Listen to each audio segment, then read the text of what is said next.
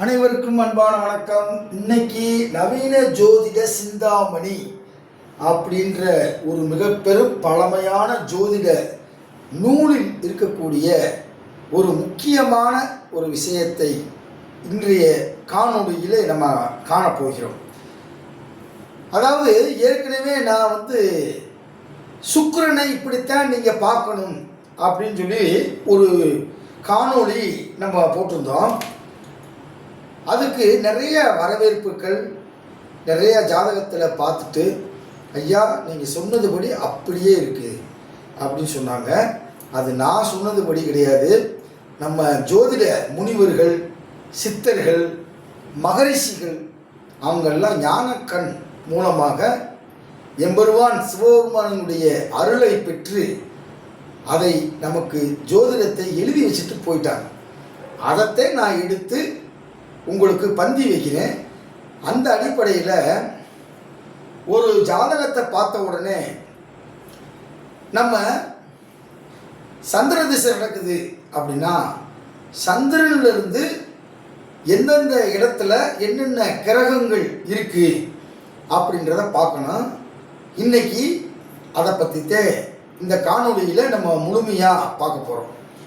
பாருங்கள், இதுக்கு முன்னாடி புலிப்பாணி சித்தர் சொன்ன ஒரு கருத்தை மட்டும் சொல்லிட்டு இந்த வீடியோக்குள்ளே போயிடலாம்.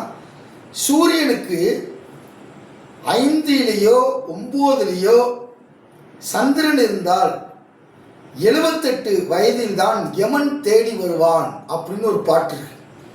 அதாவது சூரியன் இருக்கக்கூடிய இடத்துலேருந்து கிளாக் வைஸாக இன்னைக்குங்க 5ஆம் இடம் 9ஆம் இடம், அதாவது திரிகோணம் அப்படின்னு சொல்லக்கூடிய இடத்துல இருந்துச்சுன்னா அவங்களுடைய ஆயுள் எவ்வளவா 78 ஆண்டுகள் அப்படின்னு சொன்னார். அதே மாதிரி சந்திரன் இருக்கக்கூடிய இடத்திலிருந்து சந்திரா லக்கணம் அப்படின்னு சொல்லுவாங்க. அந்த சந்திரனிலிருந்து 4ஆம் இடத்துல ஒவ்வொரு கிரகமும் இருந்தால் என்ன என்ன பலன்கள் கிடைக்கிது அப்படின்றத இந்த வீடியோவில் நம்ம தெளிவாக பார்க்க போகிறோம். வாங்க. சந்திரனுக்கு 4ல் சூரியன் இருந்தால் தாயார், அதாவது அந்த ஜாதகருடைய அம்மா எந்தவித சுகத்தையும் அனுபவிக்க மாட்டார். அப்படின்னா என்ன அர்த்தம் அப்படின்னா ஒரு வசதி வாய்ப்பு, ஒரு மிகப்பெரிய லக்ஸூரியஸ் லைஃப் இதெல்லாம் அவங்களுக்கு இருக்காது. அவங்க ஒரு கஷ்டப்படக்கூடிய தாயாகத்தான் இருப்பார் அப்படின்னு ஜோதிட சிந்தாமணியில் ஒரு பாடலே இருக்கு.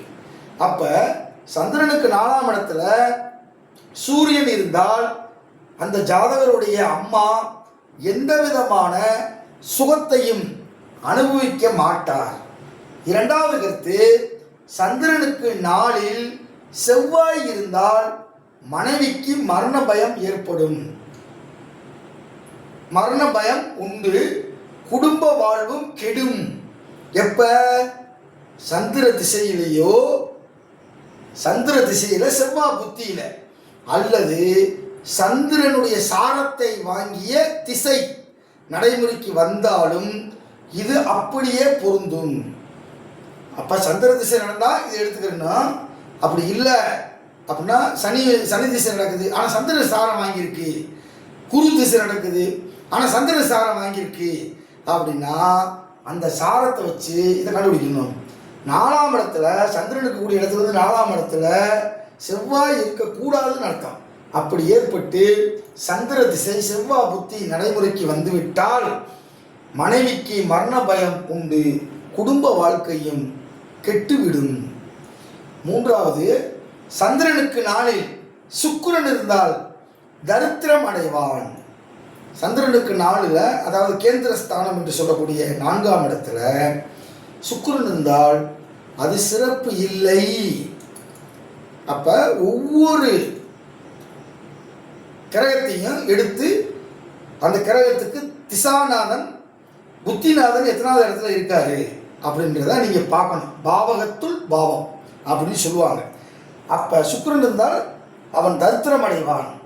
சந்திரனுக்கு 4ல் சனி இருந்தால் அடிமை தொழில் புரியும் அல்லல் படுவான். அடிமை தொழில்னா யாருக்காவது போய் கொத்தடிமை மாதிரி கஷ்டப்பட்டு வேலை பார்க்குறது, சிலருக்கு இந்த ஜாப்பில் சாட்டிஸ்ஃபேக்ஷன் ஆக மாட்டாங்க.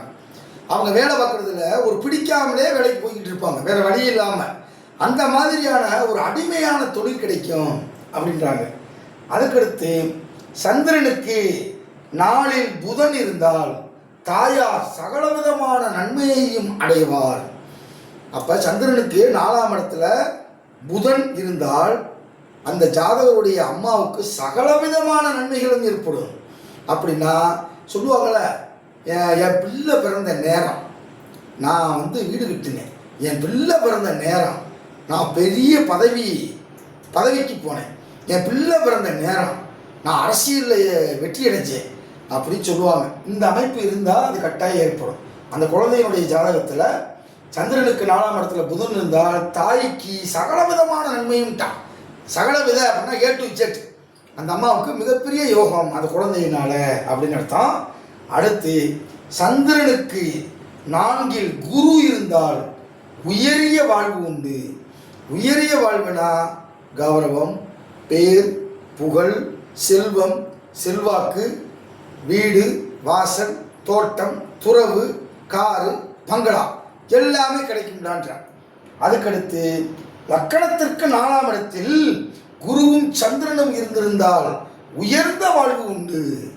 அவன் சிறந்த ஒரு வாழ்க்கை வாழக்கூடியவனாக இருப்பான். குருவும் சந்திரனும் சேர்ந்திருந்தால் குரு சந்திர யோகம் என்பது உங்களுக்கு தெரியும். ஆனால் அந்த குருவும் சந்திரனும் நல்ல நிலைமையில் இருக்கணும்.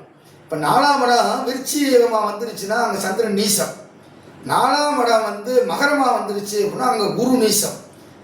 அப்போ டிகிரியெலாம் நம்ம வந்து பார்த்து அது உண்மையிலே நீசமா அப்படின்றத கணக்கு பார்த்து ஸ்தான பலம் அறிஞ்சு பலன் சொல்லணும். அப்போ 4ஆம் இடத்துல இருந்தாலே யோகம் கிடைச்சிடணும் அப்படின்றது அர்த்தம் கிடையாது.